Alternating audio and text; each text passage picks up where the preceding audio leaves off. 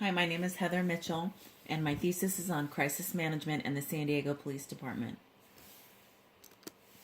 So, we'll be discussing the history of San Diego, specifically some important scandals that have come up over the last 10 years, the San Diego Police Department itself, public relations and law enforcement, and Officer Anthony Revelos of the San Diego Police Department, as well as public relation characteristics. So, within the last decade, the city of San Diego had been faced with several scandals that had rocketed the large Southern California community. Specifically, the first one began in 2002. It was known as the pensions scandal.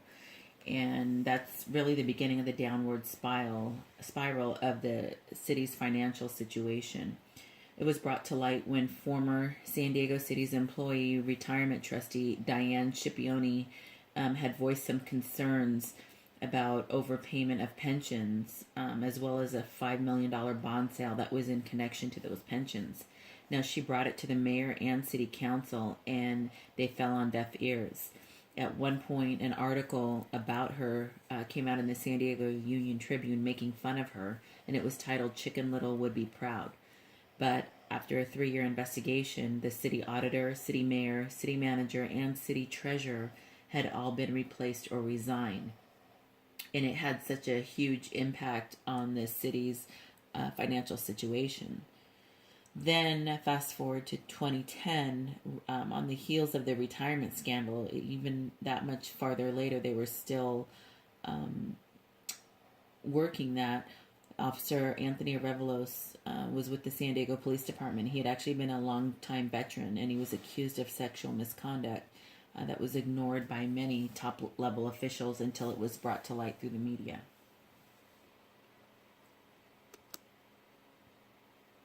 So, public relations and law enforcement do go hand in hand. The foundation of public relations standards and expectations should reflect really that of the Public Relations Society of America's Code of Ethics, because there's many characteristics on there and many expectations that law enforcement, police officers, civilian staff should follow in their day-to-day job duties. Law enforcement nationwide has faced some tough public relation issues over the last 3 years alone, whether it's due to improper planning, lack of crisis management, and so forth. Public trust, as a result, has diminished, and even lack of empathy and respect for the fine men and women in blue seems to have dissipated. So this is just an example of some of the accusations from women who were in contact with Anthony Revelos. Now, at this time, he was working what's called the gas lamp district, and this is very prominent for young adults to go and party.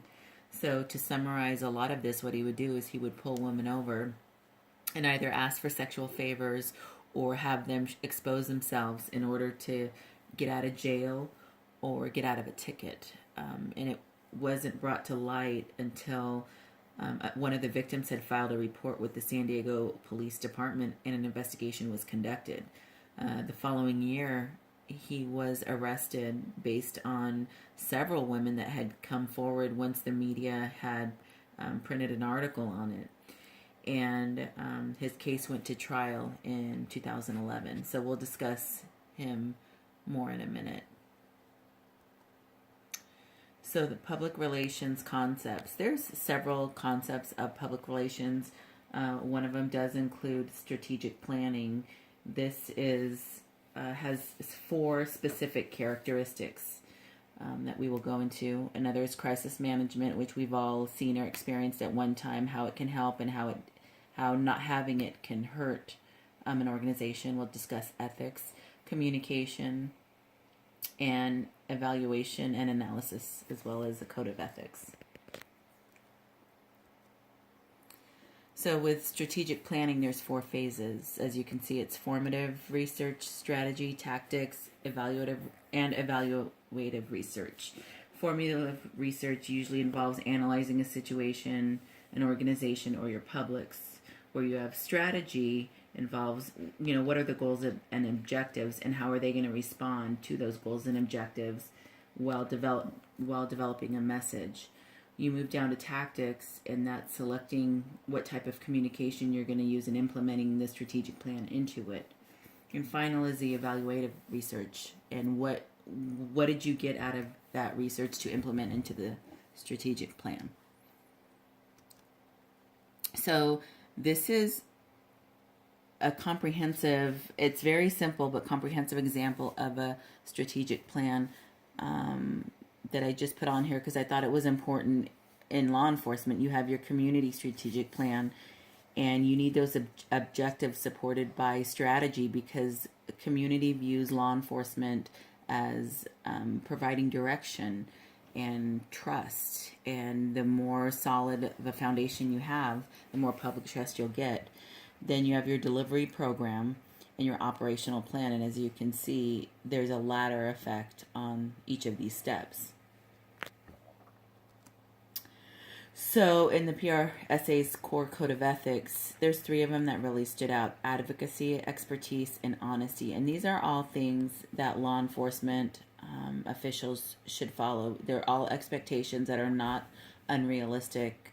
And if you notice, expertise, just like with a lawyer or another type of individual where you're relying on them to act responsibly and morally based on their specialized knowledge and experience. So after the Arevalos case, they brought in a second party to evaluate what had happened and where the mistakes were made. But there were some repercussions from this. So since the case came to light, the former police chief, Williams Lansdowne, resigned. After the case, an outside entity was brought in to assess their existing policies and procedures. And they found that several training policies and handbooks were outdated, and there was not a significant paper trail for other officers that were involved in misconduct. And one of the other pertinent issues, and I discussed earlier, is communication. There was a significant disregard or lack of communication flowing from top level officials on down. So thank you for listening to my presentation, and thank you for a wonderful class.